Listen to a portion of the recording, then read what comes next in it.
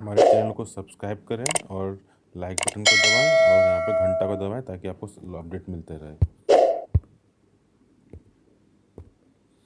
तो hello friend, welcome आप सभी का हमारे यूट्यूब चैनल में, जहाँ पर आज हम डिस्कस करने वाले नोड एमसीयू को। ऐसे कि आप सभी ने नोड एमसीयू को यूज़ कर भी रहे होंगे या फिर करते भी होंगे या फिर करने वाले होंगे, तो आपके लिए लेक्चर बहुत ही हेल्पफुल होगा। और नोड एमसीयू क्या है और उसको कैसे यूज़ करना है, इस पर हम आज ध्यान देंगे और इस पर हम बात करेंगे। तो जैसे कि आप देख रहे हैं, ये आपके सामने नोड एमसीयू है। इस नोड एमसीयू को हम यूज़ करेंगे। इस नोड एमसीयू को हम यूज़ करेंगे और नोड एमसीयू के ये पिंस और इस साइड की दोनों की पिन की पूरी अलाइनमेंट ए को बे को यूज़ करेंगे हम अपने प्रोजेक्ट में। ऐसे देखा जाए तो नोड एमसीयू की अगर फैमिली देखी जाए तो नोड एमसीयू के जो नोड एमसीयू पे जो ये बोर्ड लगा है, मेन जो ये बोर्ड लगा है, ये बोर्ड ही सब कॉन्फ़िगरेशन और इसी पे सब कुछ की जाती है। बाकी ये तो डेवलपमेंट बोर्ड है, ये पूरा डेवलपमेंट बोर्ड है। और इसके ऊपर इस बोर्ड की ही मेन अहमियत होती है, जिस बोर्ड को मैंने क्रॉस किया है अभी। तो इसको देखा जाए तो इनकी पूरी फैमिली है, आप देखेंगे तो इनकी पूरी family E S P 01, E S P 02, E S P 03, 4, 5, 6, 7, 8, 9, 10, 11, 12, 13, 14 तक। तो यहाँ पर जो ये यूज़ किया जाता है, ये ई एस पी 12E को यूज़ करते हैं, क्योंकि ये आपको ज़्यादा G P I O pin देता है। ज़्यादा ही जी पी आई ओ पिन और ज़्यादा जितनी ज़्यादा G P I O pin, general purpose input output pin, उतनी ही ज़्यादा आप इसकी फंक्शनैलिटी को ऐड कर सकते हैं। तो ये तो बात होगी हमारे इस बोर्ड के फैमिली के बारे में और बोर्ड के जनरल पर्पस पिन और जनरल पर्पस बोर्ड्स के बारे में। तो आप हमने अपने प्रीवियस लेक्चर में ई एस पी 8266 के बारे में डिस्क्राइब किया है, जो कि E S P 826 E S P 01 board बोला जाता है, जो इनिशियल वर्सन ऑफ बोर्ड है। इसमें सिर्फ दो जी पी आई पिन होती हैं, जी पी आई ओ पिन होती हैं। आप हमारे प्रीवियस लेक्चर को देख सकते हैं, जिसमें मैंने ई एस पी 8266 के बारे में अच्छे से डिस्क्राइब किया है। तो आप उस वीडियो लेक्चर में जाके इस बोर्ड के बारे में अच्छे से देख सकते हैं। तो हम अभी उस बोर्ड को डिस्क्राइब नहीं करेंगे और ना ही उस बोर्ड को डिस्टर्ब करेंगे। हम अभी जो है 12E के वर्सन बोर्ड को यूज़ करेंगे, जिसको यूज़ किया जाता है नोड एमसीयू के अंदर। तो हमारा जो हमारा जो मेन फोकस और मेन जो अभी हमें देखना है, वो हमें नोड एमसीयू के बोर्ड, जो कि ई एस पी 12E पे बनाया गया है। तो चलिए चलते हैं हमारे बोर्ड की तरफ। तो हमारे बोर्ड्स की पिन के बारे में थोड़ा देख लिया जाए। तो हमारी पिन में जो पिन की कैटेगराइजेशन है, पहली पावर पिन है, जो कि पावर के लिए यूज़ की जाती है। इसमें माइक्रो यूएसबी से आप पावर कर सकते हैं। इसमें 3.3 वोल्ट की रेगुलेटेड पिन है, एक ग्राउंड पिन और एक वी इनपुट पिन है, जो कि 5 वोल्ट की पावर सप्लाई को इनपुट ले सकती है। ठीक है। और इसके बाद इसमें कंट्रोल पिन के फॉर्म में इनेबल और रीसेट पिन है। ये आपके दो बटन फॉर्म में रहते हैं। इसको मैं दिखा देता हूँ आपको बोर्ड के ऊपर में। तो यहाँ पर इस जगह पर ये आपकी इनेबल और रीसेट पिन होती हैं। इन दो को पिन को यूज़ करके हम इस बोर्ड को इनेबल और रीसेट कर सकते हैं। एवरी टाइम जब भी हम इस बोर्ड को प्रोग्राम करेंगे, तो हम यहाँ पर इस बोर्ड को इनेबल और रीसेट करके इससे डायरेक्टली हार्ड फ्लैश कर सकते हैं। अब उसके बाद आती है एनालॉग पिन। इसमें एक ही मेजर एनालॉग पिन प्रोवाइड की गई है। बाकी general purpose input output pin 16 G P I 0 से जी पी आई 16, मतलब 16 general purpose input output pin है, जो इस बोर्ड के ऊपर प्रोवाइड की गई। टोटल 31 पिन का बोर्ड है ये।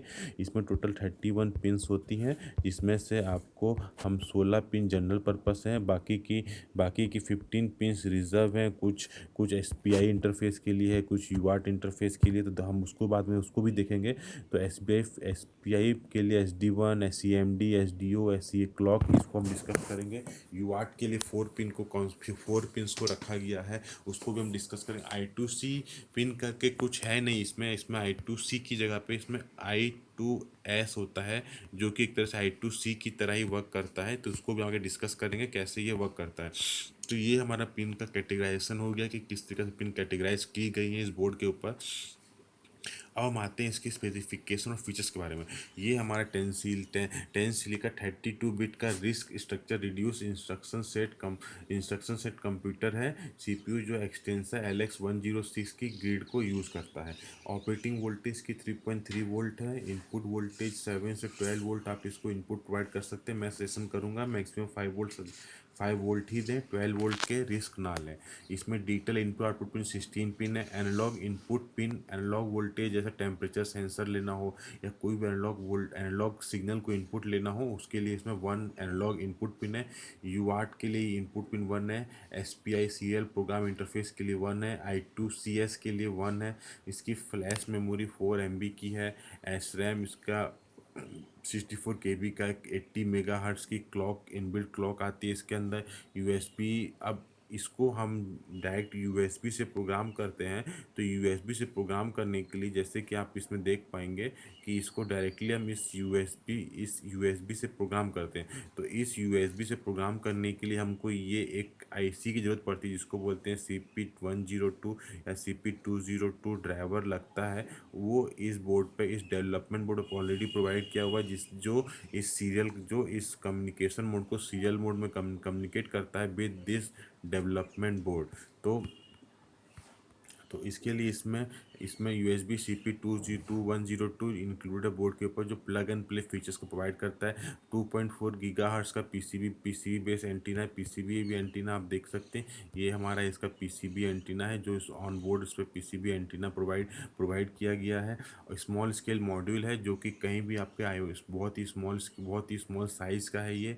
इसको आप कोई भी अपने IoT प्रोजेक्ट में फिट कर सकते हैं। इनबिल्ट वाईफाई फीचर्स के साथ है, और ये Arduino IDE से प्रोग्राम किया जा सकता है। तो अब हमने इतना कुछ देख लिया, तो इसके बारे में और थोड़ा सा डिस्क्रिप्शन पढ़ें। तो इसमें लिखा हुआ है कि नोड MCU जो है low cost open source IoT platform है, जो कि ESP8266 wifi silicon on chip from ESPC system on hardware which based on ESP12 module को ये यूज़ करता है। लेटर ये ESP32 भी आ गया है, जो 32 बिट माइक्रो कंट्रोलर को यूज़ करता है। इसमें इसका ओवरव्यू अगर देखा जाए तो ये ओपन सोर्स फर्मवेयर है। इसके लिए आपको कोई पेड नहीं करना पड़ता, ना ही आपको इसके लिए पेड प्रोग्रामर चाहिए। आप इसको Arduino के प्रोग्रामर से प्रोग्राम कर सकते हैं। ये बहुत ही simple node combined with micro controller, इसलिए इसको नोड MCU बोला जाता है, क्योंकि ये नोड है एक तरह से और माइक्रो कंट्रोलर को यूज़ करता है। Both firmware and prototyping board designer open source. इसका बोर्ड का प्रोटोटाइप भी आपको ओपन सोर्स है। आप इसके बोर्ड को खुद भी डेवलप कर सकते हैं। अगर आप अपने से डेवलप करके अपने नाम से कुछ बोर्ड बनाना चाहें, अपनी फर्मवेयर प्रोड्यूस करना चाहती हैं, तो ये आप इसका बोर्ड को प्रोटोटाइप कर सकते हैं। ये लुवा स्क्रिप्टिंग लैंग्वेज को यूज़ करता है। इसके फर्मवेयर को लुवा स्क्रिप्टिंग यूज़ करता है। ये स्पेसिफिक के नॉन ONSDK 8266 का जो बेस बोर्ड है, उस बेस बोर्ड जो मैंने आपको स्टार्टिंग की स्लाइड में दिखाए थे, उस बेस बोर्ड को यूज़ करता है। It uses many open source project such as Lua CGSON NSPI FSF। तो ये आपको ईज़ ऑफ अवेलेबिलिटी पर अगर देखा जाए, तो ये आपके DIP फॉर्म में बोर्ड अवेलेबल होता है, जिसमें आपकी ड्यूअल इनलाइन पैकेजिंग होती है। आप इसको सिंपली ब्रेडबोर्ड पे आप इसको फिक्स कर सकते हैं, और इसके पिंस को आप डायरेक्ट ब्रेडबोर्ड से आउटपुट लेके किसी भी दूसरे कंपोनेंट से कनेक्ट कर सकते हैं। तो ये आपकी चॉइस ऑफ DPI फॉर्मेट में आपको ये ईजिली ब्रेडबोर्ड पे आप लगा सकते, प्रोटोटाइप कर सकते हैं। Silicon on chip integrated wifi module है इसके अंदर, जो कि IoT एप्लीकेशन के लिए बहुत ही बेस्ट माना जाता है, बहुत ही बेस्ट है। आप इसको यूज कर सकते हैं। तो अगर हम जैसे कि पहले डिस्कस कर चुके हैं, इसमें 128 KB का रैम और 4 MB की फ्लैश मेमोरी है for program and data storage के लिए। तो अगर इसकी अब बात की जाए,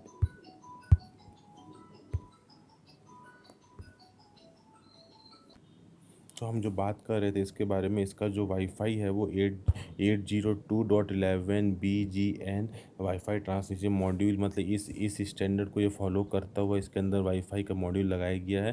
पेरिफेरल पिन्स का हम डिस्कस कर चुके हैं। अब इसमें अगर पिन का हम देखा है, तो एनालॉग डिजिटल चैनल की 10 बिट की ADC चैनल की पिन है। यूआर्ट इंटरफेस प्रोवाइड कराता है। यूनिवर्सल असिंक्रोनस रिसीव ट्रांसमोट मोड को प्रोवाइड करता है, जिसमें हम TX और RX पिन को यूज़ करते हुए हम लोग प्रोग्रामिंग करेंगे। ठीक है। PWM पल्स विद मॉड्यूलेटेड के साथ इसकी पिन्स आती हैं, जो इसकी डिजिटल पिन है, जो इसके general purpose input output pin है, उसमें से कुछ पिन्स को हम PWM as a pulse width के लिए यूज़ कर सकते हैं, जो कि आपकी डिमिंग ऑफ LED आपकी सर्वो मोटर कंट्रोल के फॉर्म कंट्रोल कर सकते हैं।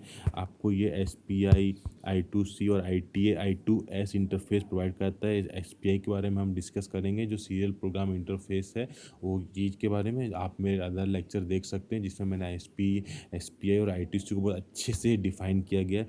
इसमें एक I2S इंटरफेस है, जो आपको कार्ड प्रोजेक्ट में साउंड को ऐड करने के फीचर्स को भी ऐड कराता है।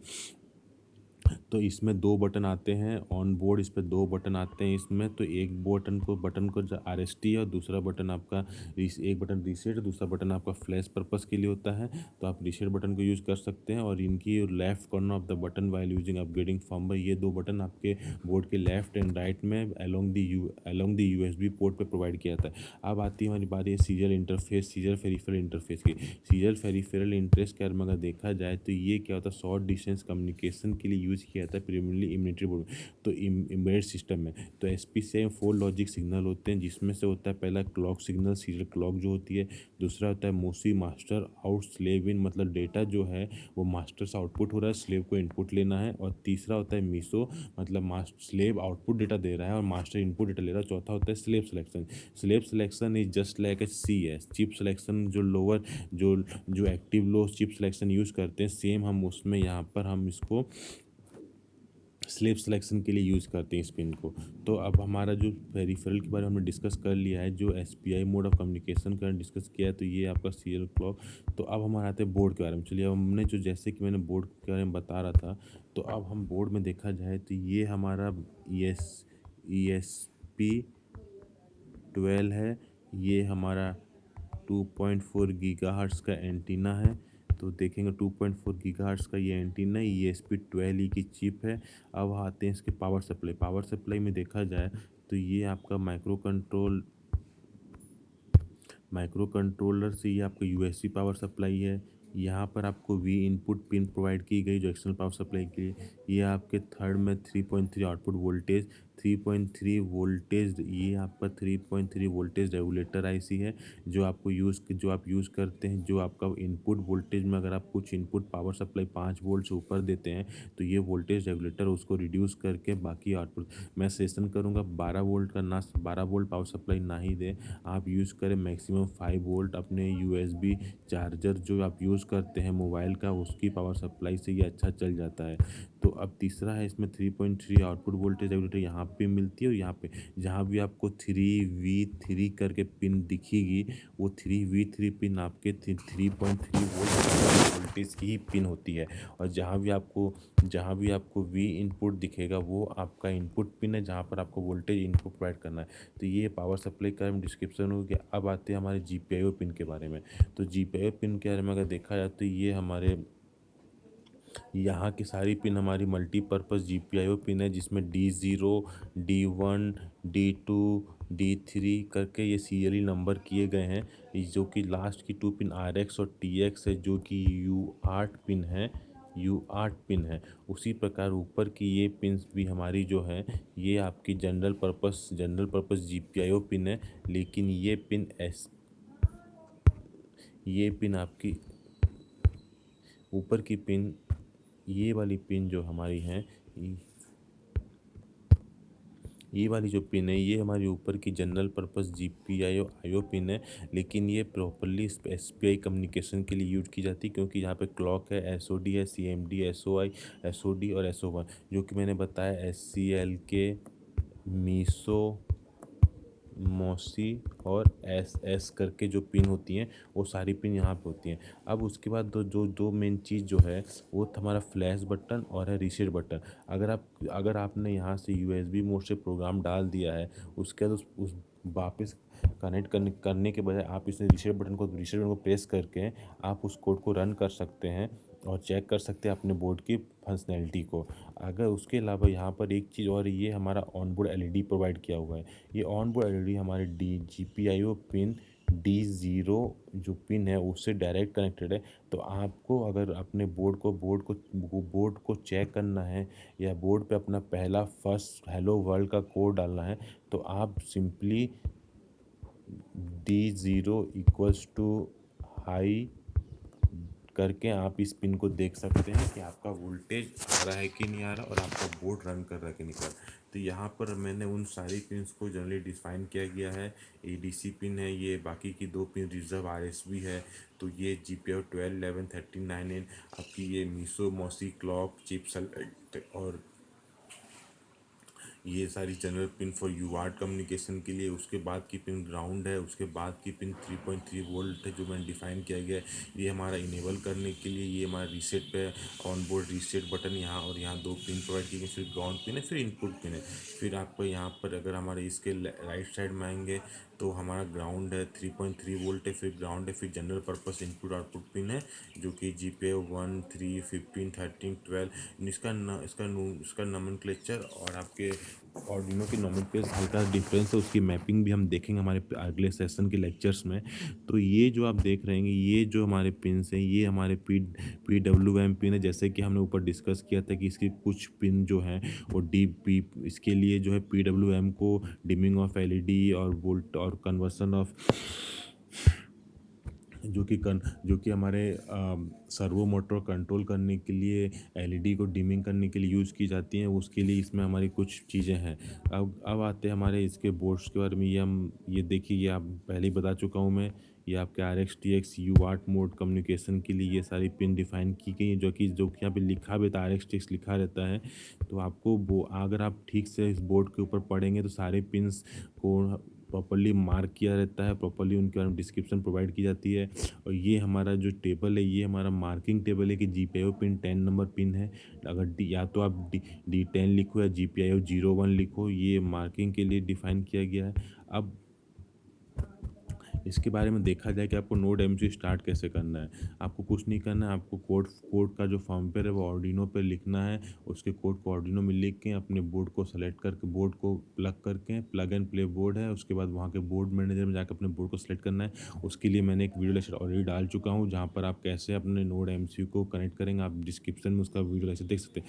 कोड राइट करने के लिए आपको आईडी जो यूज़ करनी है, आईडी आपके लिए अलग से, इसके लिए कोई आईडी नहीं है। आप आर्डिनो की आईडी यूज़ कर सकते हैं या फिर आप लुआ स्क्रिप्ट को यूज़ कर सकते हैं। नोड एमसी आर्डिनो आईडी के साथ अच्छे से चलता है। बस आपको उसके लिए उसकी लाइब्रेरी डाउनलोड करनी पड़ेंगी और उसका प्लगइन लगाना पड़ेगा।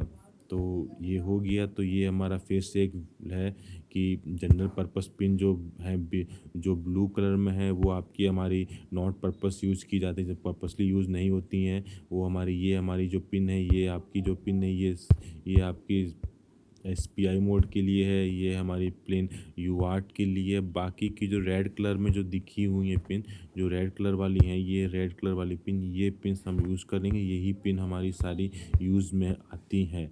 तो यही था हमारा लेक्चर। इसको आपको अच्छा लगा तो आप लाइक कीजिए, सब्सक्राइब कीजिए हमारे चैनल को। Very much thank you.